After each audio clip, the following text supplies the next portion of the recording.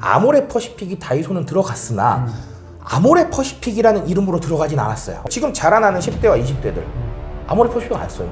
자, 그러면 지금 이제 다른 세대를 상대해야 되는데 이 세대는 입소문에 그렇게까지 반응을 안 하고요. 차라리 어디에 반응을 하냐면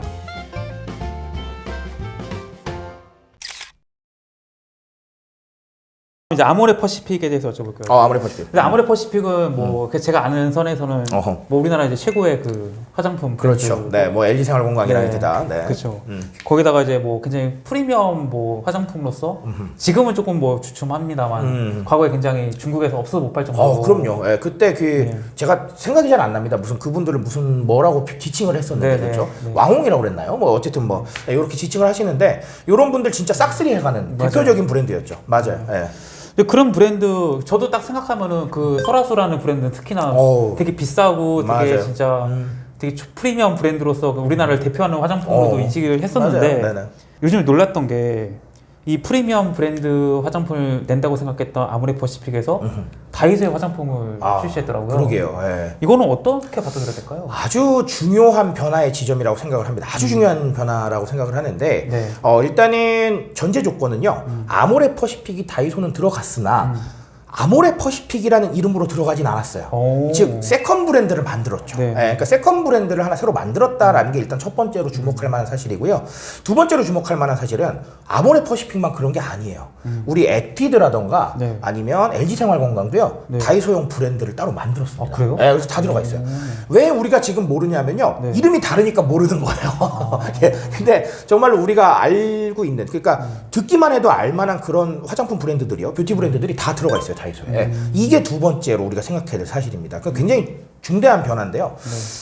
저는 사실은 가성비 얘기는 안 드리고 싶어요, 오늘. 왜냐하면 가성비 너무 당연한 얘기이기 때문에 이거는 제가 조금 드리고 싶지 않고요. 가장 대표적인 이유는 사실은 저는 고객층 확보라고 생각을 해요. 고객층 확보. 왜냐하면 자, 이렇게 한번 가정을 해볼게요. 아모레 퍼시픽에 대해서 잘 알고 있는 우리 기성세대나 장년층 분들은요 계속 쓰실 거예요. 만약에 내가 정말 이 화장품에 대해서 실망했다 이런 것만 아니면 계속 쓰시겠죠. 그리고 이게 기능성이 좋기 때문에 난 이거 써야 돼라고 하면 아시다시피 뷰티 제품 막 바꾸시는 분들 많이 없어요. 굉장히 좀 그 충성도가 높은 영역이죠. 자, 근데 문제는 생각해 보세요. 지금 자라나는 10대와 20대들 아모레 퍼시픽 안 써요. 아모레 퍼시픽 안 쓰고요. 저기 올리브영에 가서 자기가 좋아하는 브랜드 찾아요. 그리고 테스트도 한번 해보고요. 그렇죠? 그리고 자기가 좋아하는 캐릭터 담겨있는 화장품 산단 말이죠. 이런 상황이에요. 이런 상황이다 보니까 결론적으로 그러면 기업 입장에서는 이런 생각을 하겠죠. 이 기성세대 분들이 나이가 더 들어요. 그러면 아모레 퍼시픽 안 사요. 그러면 이 친구들이 와서 나이가 들어서 다시 사줘야 되는데 이거 어떻게 할 거예요? 이 중간의 간극은 어떻게 할 거냐는 거죠. 그냥 다 통째로 날아가는 이런 상황들이 벌어져요. 그러면 방법은 하나밖에 없죠. 경험시켜야 돼요. 우리가 좋다는 걸 알려줘야 되는데 그럼 아모레 퍼시픽으로 경험시키나요? 이거는 아니잖아요.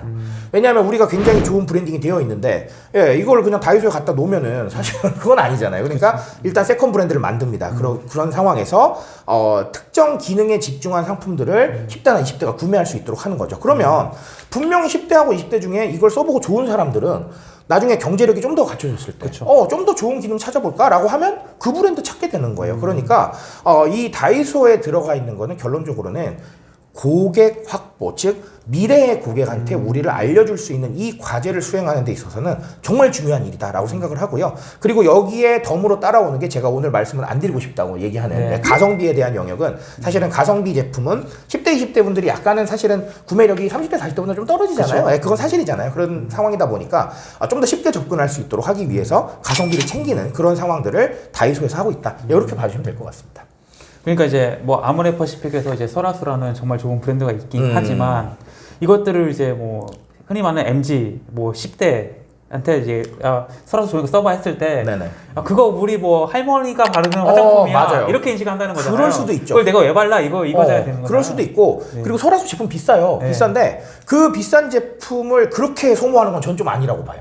왜냐하면 어쨌든 간 브랜딩이 있고 우리가 기능성이 있는데 뭐 이벤트를 통해서라면 모르겠지만 단순하게 그냥 그거를 설화수를 조금만 담아가지고 싸게 판다던가 이거는 저는 정말 아니라고 생각하거든요. 그러니까 그 부분에 대한 것, 즉 브랜드에 대한 브랜딩 측면을 이미지 측면에 리스크를 가하지 않고 조금 더 경험할 수 있게 만드는 방법이 무엇이 있겠느냐? 그건 거죠.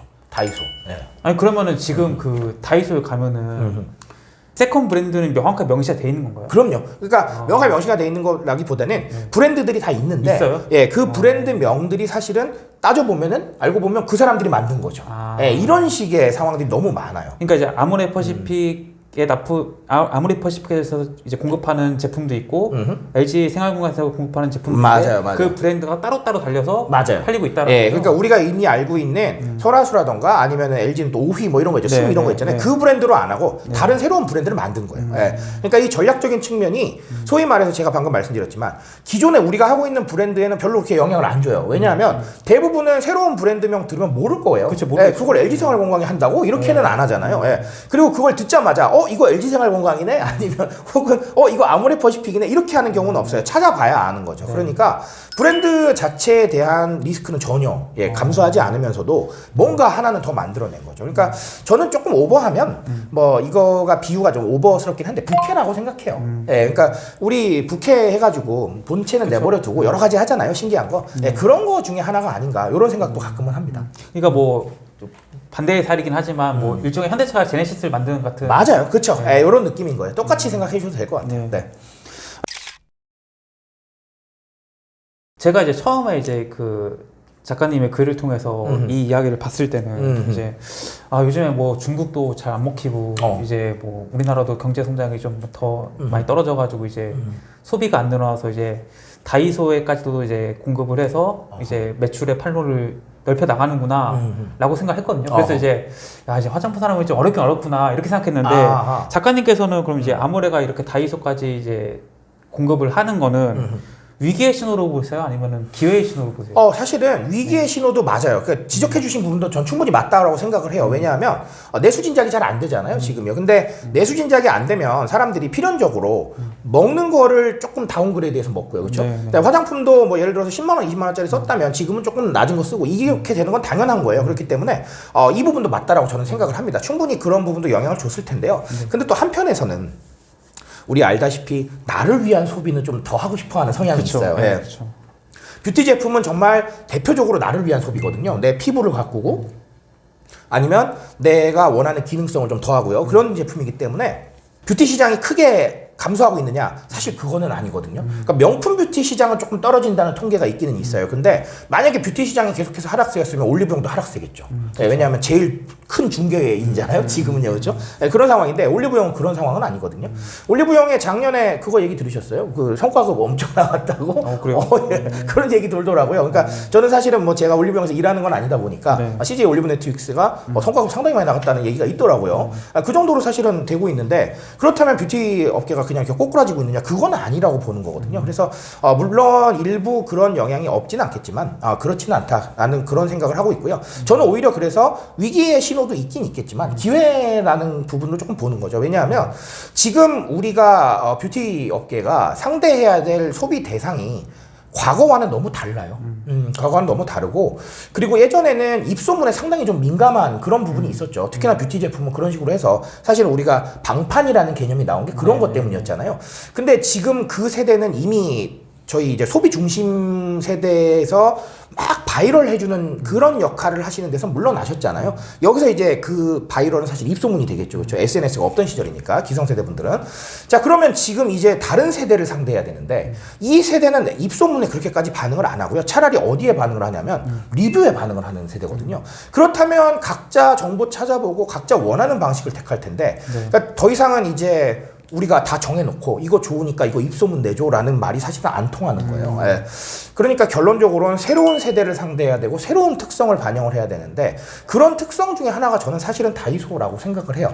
내가 원하는 기능만 챙겨서 조금 싸게 사고 싶다라는 것도 그 세대의 생각이고요. 그리고 또 리뷰를 보니까 그게 생각보다 좋다던데? 뭐 가성비라던데? 이런 얘기 하잖아요. 예, 그런 것도 사실은 세대의 성향이라고 생각을 해요. 그러니까 뷰티 업계가 상대해야 될 주 타겟층의 성향이 너무 달라졌다는 거예요. 예. 그러면 그런 성향을 이해하고 새로운 방식을 취해야 되는데 그런 상황이다 보니까 다이소는 말씀하신 대로 새로운 기회일 수도 있겠다라는 생각을 합니다. 근데 제가 말씀드리는 것의 전제 조건은 일단은 위기도 맞긴 맞다. 예, 이렇게 좀 보고 있는 거예요.